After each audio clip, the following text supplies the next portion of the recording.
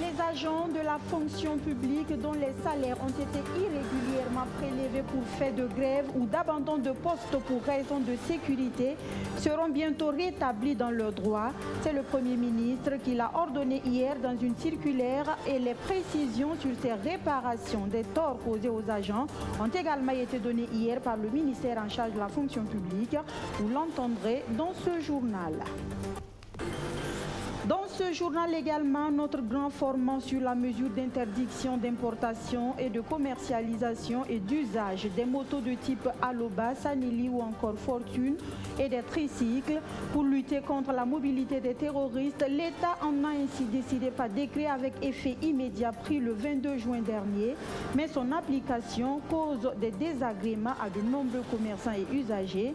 Réactions et commentaires à suivre également dans un court instant. Vous faites bien de nous suivre. Vous êtes au journal de la mi-journée sur BF1. Mesdames, Messieurs, bonjour. Ravi de vous retrouver. Toutes nos excuses pour ce léger retard indépendant de notre volonté.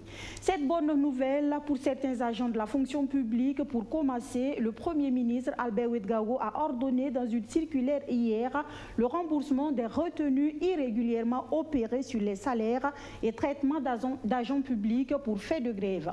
Une mesure qui ne tardera pas à se concrétisé puisque le ministère de la fonction publique et ceux en charge de la santé et des ressources animales étaient face à la presse hier. Objectif, mieux éclairer l'opinion sur les mesures prises pour réparer les torts causés aux agents pour fait de grève ou d'abandon de poste pour insécurité. Plus de précisions avec Arsène Konditambe. Le dialogue social entrepris entre le ministère de la Santé et celui en charge des ressources animales et les partenaires sociaux a abouti à 6 grands points. L'une des mesures phares de ces concertations, la restitution des sommes retenues pour faire de grève en 2019. Le Burkina Faso a ratifié des conventions au niveau international qui réglementent les retenues de salaire pour faire de grève. Mais en 2019, ces règlements ont été foulés aux pieds, selon le ministre en charge de la fonction publique. La restitution vise donc à rétablir les fonctionnaires dans leurs droits. Dans la période quand le point a été fait, il y a des agents qui étaient en congé. Il y a même des femmes qui étaient en congé de maternité. Donc quand on se retrouve dans de telles situations, voulant réparer le corps social, il est essentiel qu'on prenne un certain nombre de mesures. Donc voilà pourquoi c'est parti de 2016 jusqu'à nos jours. Il faut véritablement un certain nombre de vérifications, sinon tout est fin prêt pour permettre aux agents qui sont concernés de rentrer en possession de leur dû. Depuis le début de la crise sécuritaire, de nombreux fonctionnaires ont été contraints de quitter leur poste. Ces travailleurs dans les zones à fort défi sécuritaire, dont les salaires ont été suspendus pour abandon du poste, seront remboursés. Donc s'ils quittent sa zone, dans un État qui se veut responsable, c'est de chercher à comprendre les circonstances dans lesquelles l'élément n'est plus à sa place. À défaut, en entendant de trouver d'autres moyens de désintéressement, d'encouragement à l'ensemble de ces agents qui sont sur ces zones de braise-là, il ne faut pas les mettre dans une situation inexpliquée et inacceptable. D'où la décision de rembourser également non seulement les trop précomptés sur leur compte, et puis également s'il y a eu des suspensions de salaire, et les restituer pour qu'ils puissent davantage servir l'État, représenter l'État dans les zones où ils sont. Autre mesure phare décidée par ce dialogue social, le rétablissement des décorations retirées à des travailleurs pour faire de grève en 2019. À cela s'ajoute l'ouverture très prochaine des examens professionnels au profit de certains corps de métier et l'apurement du passif des primes de motivation au niveau du Centre national de transfusion sanguine. Et puis, l'insécurité qui semble gagner du terrain malgré les multiples attaques terroristes, faisant ainsi croire que nos FDS ne font pas grand-chose sur le terrain. Pourtant, ils sont présents sur les théâtres d'opération. En effet, selon un communiqué de l'État-major général des armées, nos éléments de défense et de sécurité ont pu neutraliser 11 terroristes à Guissengori dans le Sahel. Cette victoire est le fruit d'une riposte coordonnée entre les unités militaires de SEBA et les VDP de la localité en réponse bien sûr à des actions de harcèlement perpétrées par des terroristes dans le Yaga. Des terroristes neutralisés mais aussi du matériel saisi dont une vingtaine de motos, de l'armement et une importante quantité de munitions. Voilà, c'est d'ailleurs pour mieux contrer le terrorisme que la mesure visant l'interdiction de l'importation, de la commercialisation et même de l'usage des motos de type Aloba, Sanili ou encore Fortune et des tricycles à usage de transport a été adoptée. Une mesure qui vise à circonscrire les déplacements des terroristes qui utilisent, vous le savez également, beaucoup ces types d'engins. Adopté donc le 22 juin dernier, commerçants et usagers ont jusqu'au 22 juillet pour se conformer à la réglementation au risque de s'exposer à des sanctions. Alors, comment accueille-t-il ce texte de loi?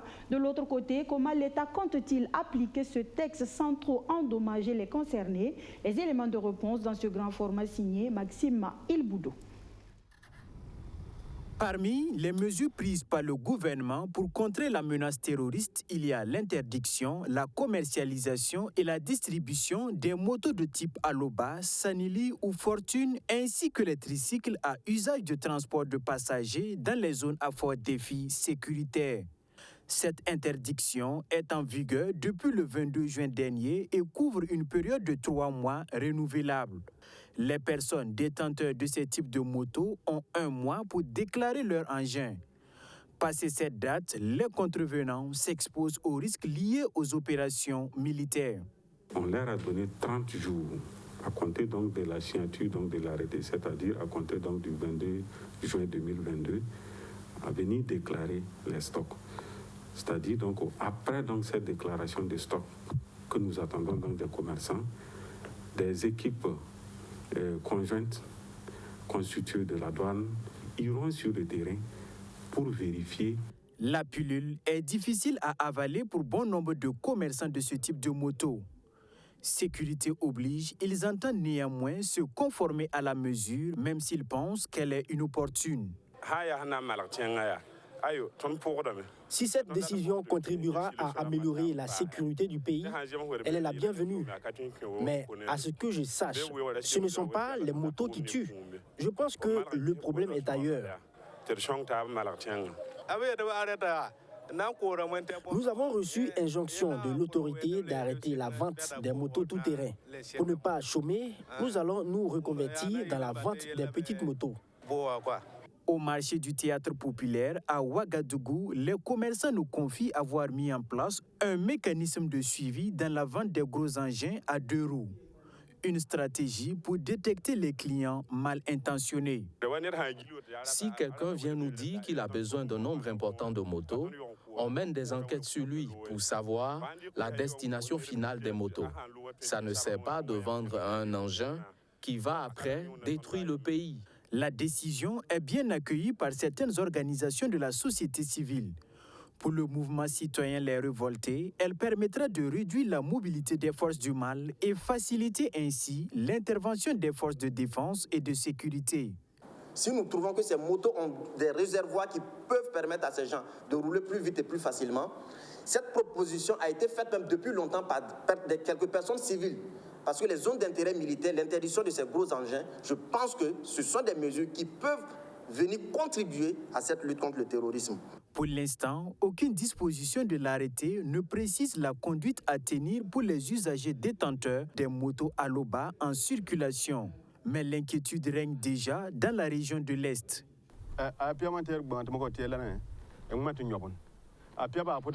C'est pas du tout simple. C'est avec ces engins que nous, paysans, transportons nos malades et nos femmes enceintes. Interdire l'utilisation des grosses motos, cela veut dire que nous allons tous mourir maintenant.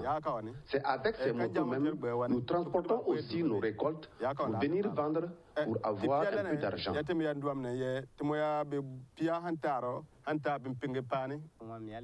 Nous demandons au gouvernement de revoir cette décision afin de nous permettre de survivre. Nous savons bien que la prise de cette décision, c'est pour notre bien, mais c'est dur. Ils appellent donc les autorités à se pencher sur leur situation. Le directeur général de la réglementation et du contrôle des prix rassure, toutes les dispositions sont prises pour prendre en compte les préoccupations des personnes qui sont touchées par la mesure. Personne ne sera lésé dans ses intérêts. Et les intérêts donc légaux des commerçants seront préservés. Et il n'y a pas de crainte à se faire. Ceux qui vont faire des déclarations auront bel et bien, en tout cas, une suite qui ne va pas les décevoir. C'est ceux qui vont garder leur stock et si nous les prenons, ça c'est considéré comme de la fraude et ça sera saisi. Avant d'ajouter que cette décision répond aux besoins de distinction et de réduction des capacités opérationnelles des groupes armés.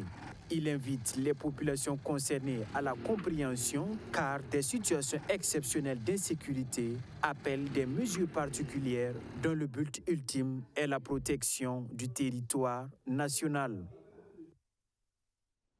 Dans un tout autre registre, direction à présent l'université Joseph Kizerbo de Ouagadougou pour découvrir une grande dame. Pionnière dans la promotion du genre, professeure Fatoumata Badini Kinda est admise à la retraite depuis avril dernier et ce, après une trentaine d'années de service. Lundi dernier, le corps professoral et l'ensemble des autres acteurs de l'université Joseph Kizerbo ont rendu à cette pionnière des hommages dignes de son rang. Maxime Ilboudo, témoin de l'événement, nous en parle. Après 35 ans de service au département de sociologie et de promotion du genre à l'université Joseph Kizerbo, Fatoumata Badini Kinda est admise à la retraite. Professeure titulaire, elle a contribué à la formation de plusieurs étudiants comme l'ancien ministre en charge de la recherche scientifique, le professeur Alkassoum Maïga. Reconnaissant son engagement, ses pairs lui rendent un hommage. J'ai des sentiments de joie, de satisfaction et de savoir effectivement que la trentaine d'années que j'ai passées à l'université a servi à quelque chose. Entre témoignages et discours, tous sont unanimes. Professeur Badini a contribué à promouvoir les questions de genre, améliorant ainsi l'équité entre les sexes. Pour les premiers responsables de l'université, il est capital de reconnaître le mérite des travailleurs de leur vivant. Nous espérons qu'au-delà de son départ à la retraite, elle sera toujours une personne présente au sein du département, une personne présente auprès des membres du laboratoire et auprès de laquelle nous pouvons toujours aller puiser ce savoir qui est un savoir immense et que nous reconnaissons tous à sa juste valeur. Ce mérite n'a pas été acquis sans difficulté. Son combat contre les inégalités du genre dans la société burkinabé est souvent mal perçu, même parmi ses collègues enseignants. Elle en veut pour preuve l'idée de l'érection d'une crèche au sein de l'université Joseph Kizerbo pour permettre aux étudiants de suivre sereinement les cours. Créer une crèche, est-ce qu'on veut encourager les étudiants à faire des enfants sur le campus? Bon, donc il y a eu un problème de compréhension, mais aujourd'hui, on voit que ce sont des réalités qui s'imposent. Si on veut que les étudiants, les étudiantes réussissent leurs études, il faut créer les conditions. Professeur Badini va à la retraite, certes, mais ne compte pas fermer la porte à la recherche ni à la formation. Elle entend accompagner certains étudiants dans la finalisation de leur mémoire. Celle que l'université célèbre a une dizaine d'œuvres à son actif, notamment la recherche féministe francophone. Toujours dans le même registre, le collège protestant de Ouagadougou, lui, est reconnaissant au Seigneur pour sa bonne moisson cette année encore. Le collège, qui enregistre un taux de réussite de 85%, récompense ses meilleurs élèves, de quoi inciter ceux qui traînent encore le pas à redoubler d'efforts. Luc Pakbelgam était présent à cette cérémonie d'excellence. Il nous en dit plus. Des louanges et adorations pour rendre grâce à Dieu pour cette belle moisson au cours de l'année scolaire 2021-2022. Le collège protestant de Ouagadougou, comme d'habitude, garde la barre haute en termes de résultats. L'établissement enregistre cette année un taux de réussite de 85%. Au collège protestant ici, nous nous sommes donné une barre à ne pas dépasser vers le bas. C'est 75%. Lorsqu'au collège protestant, nous avons des résultats en dessous de 75%, nous disons que nous avons échoué. Et cette année, que ce soit au bac A, bac D ou bien au BPC, nous avons des résultats largement au-dessus de 85%. Donc, c'est gloire à Dieu pour cela. Et je voudrais dire que pour le bac A, je voudrais l'ajouter, le souligner, les élèves, les filles en terminale A ont toutes été admises au bac et ça, c'est une bonne chose. Elles ont fait 100% au bac.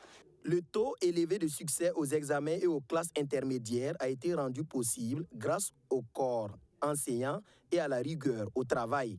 Les élèves méritants ont été récompensés en cette journée du mérite. Marie Nikiema, de la classe de 6e, est l'une des majors du premier cycle avec une moyenne de 18,21 sur 20. C'est surtout Dieu qui a été ma force dans la prière, dans les moments difficiles, dans les études. Il nous a vraiment tous aidés, donc on voudrait aussi le remercier. L'organisation, c'était surtout avec les parents. Ils aidaient beaucoup. Et quand on revenait après l'école, on bossait. Carole Yen, avec ses 15,6 de moyenne, décroche le bac A avec la mention bien. Il y a eu beaucoup d'efforts à fournir. Mais ça a payé. Parce que le collège protestant de Ouagadougou, je suis là depuis ma 6e et ils m'ont soutenu, m'ont encouragé. Et vraiment, je leur dis un grand merci parce que c'est grâce à eux que je suis la personne que je suis aujourd'hui. Fière de ses filleuls, la marraine est convaincue que cette journée d'excellence va galvaniser les autres à redoubler d'efforts. Et le message que nous avons à laisser peut-être au lauréat de ce jour, c'est de garder le cap, sinon de faire plus pour ceux qui n'ont pas atteint une certaine moyenne, d'aller encore, de faire des pas en avant. Et pour ceux-là qui ne sont pas lauréats aujourd'hui, qu'ils suivent les exemples de ceux d'aujourd'hui, afin que la prochaine fois, ils puissent aussi faire partie des lauréats. À cette cérémonie d'excellence, une mention spéciale a été faite aux filles qui ont fait la différence. Celles de la terminale A ont fait du 100%. Au total, 133 élèves ont vu leurs efforts couronnés. Des lauréats des examens scolaires et autres classes intermédiaires qui sont magnifiés depuis hier, ce sont leurs dévanciers des filières tertiaires. Près de 60 000 en tout candidats sont à la conquête du BTS, le brevet de technicien supérieur. Le top départ de cette session 2022 du BTS a été officiellement lancé à Bobo-Dioulasso par le président de l'ALT qui a adressé ses encouragements à des étudiants relativement confiants que nos équipes ont rencontrés à quelques minutes du début des examens. Grâce à Michael Sanou, Majid Bakouan, reportage. Il est 6h45 au lycée municipal Vinama Tiemono Djibril de Bobo-Dioulasso. Certains candidats font leur entrée. C'est l'heure des dernières révisions pour certains, avant le début des épreuves du BTS, le brevet de technicien supérieur. Chez d'autres, pas besoin de stresser. L'humeur est au rendez-vous. Ah bon, il n'y a pas de problème. Il y a la sérénité. On s'est préparé comme on peut. Aujourd'hui, c'est le jour J. On va faire ce qu'on peut. Mais on pense que ça va aller. Par la grâce de Dieu, on s'est bien préparé. Voilà, c'est le début de ce matin, le début de la composition des épreuves. Bon, tout présentement, on va commencer avec l'épreuve d'environnement. On prie Dieu que le sujet soit en notre faveur. Avant l'heure, le président de l'Assemblée législative de transition fait le tour des salles de composition pour encourager les candidats. Il est 8 heures. Le professeur Aboubakar Togoueni procède à l'ouverture de l'enveloppe contenant le premier sujet environnement. Le visiteur du jury exprime sa satisfaction quant à la tenue de cette session du BTS.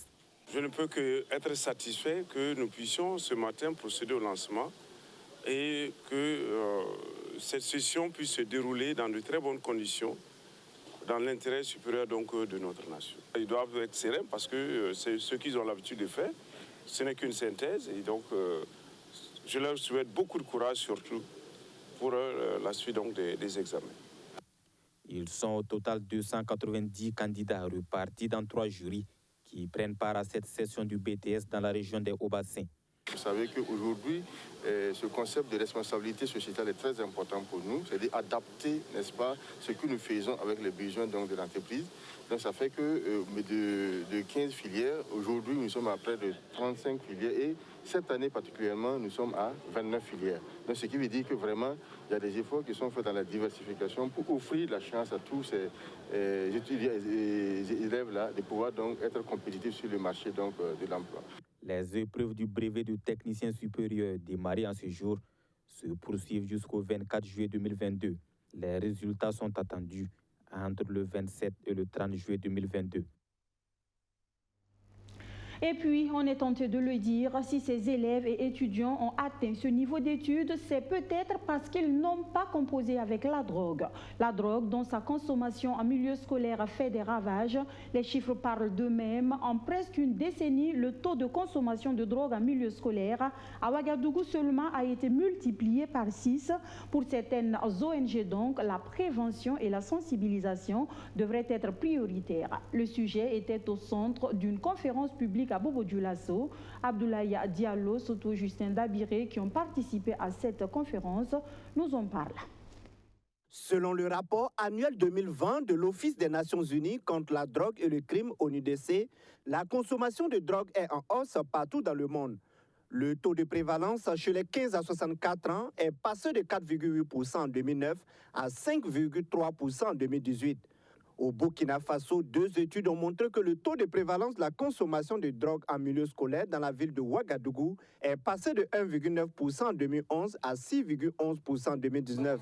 La situation est préoccupante. Il faut donc repenser les stratégies de lutte contre la drogue en mettant l'accent cette fois sur la prévention. Au cours de cette rencontre, nous allons revenir sur les différentes politiques en matière de prévention, revenir sur les stratégies, les orientations, la situation actuelle au niveau du pays, sur la lutte contre les drogues, la situation au niveau international, l'ensemble des activités qui sont menées en vue d'améliorer les conditions de vie des usagers de drogue en matière de santé publique et en matière de droits humains. Le Burkina Faso, dans ces dernières années, est devenu la zone de production et de forte consommation de drogue. Mais l'heure n'est pas à la condamnation systématique des consommateurs. Il faut les encadrer, les surveiller en les sensibilisant. Cette conférence est une activité de plaidoyer auprès des acteurs qui œuvrent dans la lutte contre cette situation préoccupante qui est la drogue. Cette activité entre dans le cadre de la nécessité de repenser les activités de lutte contre la drogue à travers les actions de prévention, de prise en charge sanitaire et des droits humains. Au cours de cette rencontre, il sera question également d'échanger avec les participants sur les risques liés à la consommation de la drogue. Oui, la réduction des risques, c'est une approche qui vise à réduire les risques liés à la consommation, surtout au mode de consommation de drogue. Je prends juste l'exemple de la consommation par voie intraveineuse, par injection. La population consommatrice de drogue qui utilise ce mode de consommation sont véritablement à risque parce qu'il y a un certain nombre de pratiques, à savoir le partage des seringues qui véritablement est très néfaste, qui contribue à proliférer un certain nombre de pathologies, un certain nombre de maladies. À travers cette campagne de sensibilisation appelée Support Don't Punish, qui veut dire soutenir plutôt que de punir, l'ONG Rêve Plus et Coalition Plus entendent à leur manière contribuer à réduire à 0% le taux de consommation de la drogue au Burkina Faso à travers des stratégies telles que la sensibilisation, la rééducation et l'encadrement des consommateurs de drogue. En mode culture à présent, et nous parlons du FESPACO édition 2023 qui se tiendra du 25 février au 4 mars 2023. Malgré le contexte sécuritaire, le cinéma comme outil de résilience et de promotion de la paix. C'est autour de cette thématique que les amoureux du 7e art devraient se retrouver durant une semaine. Le ministre en charge de la culture insiste sur la nécessité d'une bonne organisation. Benjamin Kwame, reportage. La tradition sera respectée encore avec le Festival panafricain du cinéma et de la télévision de Ouagadougou. Pendant 7 jours, à partir du 25 février jusqu'au 4 mars 2023, le cinéma dans toute sa splendeur et sa créativité sera magnifié par des milliers de spectateurs et de cinéphiles du Burkina Faso et ceux de la diaspora. Les bobines du FESPACO tournent depuis 1969 et la 28e édition ne sera pas occultée. Malgré le contexte sécuritaire difficile que vit le pays, C'est l'image d'une nation forte qui tient debout et reste résilient malgré l'insécurité. C'est la conviction défendue par le gouvernement pour tenir cette biennale. La résilience doit être en fait le maître mot, ça doit être le quotidien du Burkinabé. Et parce que ce FESPACO a été fondé avec des gens résilients. La communication, le cinéma est l'autre force qui peut aider le pays et même le continent à retrouver la paix. Donc je crois que votre jeune génération a un devoir de rester résilient et de militer justement à travers ce que vous allez faire comme production. Et pour accompagner ce festival, Valérie Kaboré annonce que le gouvernement de la transition a mis les bouchées doubles pour consolider le budget alloué à la cause. Les difficultés et les frustrations de certains acteurs lors de l'édition passée ne sont pas balayées du revers de la main. Un rétro-planning est élaboré en ce sens. Il sera utilisé d'ailleurs afin que moins de failles surviennent lors de cette fête du cinéma. Certes, c'est difficile, en même temps, c'est ça qui fait la beauté de ce travail-là aussi. Il faut toujours avoir des hommes et des femmes derrière vous pour pouvoir vous soutenir, pour pouvoir, se projeter, pour pouvoir éliminer ces problèmes-là. Vous avez cité les problèmes de l'année dernière. Je préfère ne pas revenir là-dessus. Et nous sommes au niveau de la délégation prêts à pouvoir rebondir en fait sur des nouvelles, avec une nouvelle équipe bien sûr. Concernant les chorégraphes, c'est comme j'ai dit. Essayons d'avancer, essayons d'oublier. C'est une expérience que nous avons vécue. C'était une expérience qui était difficile, mais ça nous a renforcé de pouvoir aller de l'avant. Et je pense que tout ça aussi, c'est pour le bonheur du cinéma, c'est pour le bonheur du Burkina Faso. Pas de grands changements en termes d'innovation pour cette édition. Les acquis avec le FESPACO Pro, ajoutés au marché de coproduction, au Yenenga Connexion ou encore les plateformes dédiées aux producteurs de films seront consolidés. Tout ceci sera célébré autour de la thématique centrale, cinéma d'Afrique et culture de la paix. Voilà, rendez-vous est donc pris du 25 février au 4 mars 2023 pour l'édition 2023 du FESPACO. Du sport, avant de nous quitter avec des nouvelles du stade du 4 août en réfection depuis le 30 juin 2021. Vous vous en souviendrez, beaucoup d'encre et de salive ont coulé sur le montage financier. Aujourd'hui, nous sommes en mesure de vous donner les détails de ce montage. Il va coûter 14 milliards 500 millions de francs CFA sous le régime partenariat public-privé entre l'État et une banque de la place. Pour avoir donc la somme réelle qui sera investie, il faut défalquer la TVA de 18%, soit environ 2 milliards 610 millions et 3% pour les droits d'enregistrement, soit 430 millions 500 000 francs CFA. Le total des taxes s'élève donc à 3 milliards 40 millions 500 000 francs CFA. L'investissement réel pour la réfection du stade s'élève donc à 11 milliards 500 millions de francs CFA. Si les travaux ont été ralentis par la procédure judiciaire en cours, il avancerait à un rythme jugé satisfaisant, a-t-on appris, mais la réception du stade ne sera pas effective avant 2023. Voilà, mesdames, messieurs, c'est sportivement donc que prend fin ce journal. Merci de nous avoir reçus chez vous. Je vous retrouve demain, même heure, même canal, pour un autre point de l'actualité Dieu voulant. D'ici là, prenez grand soin de vous et des autres autour de vous. Bonsoir.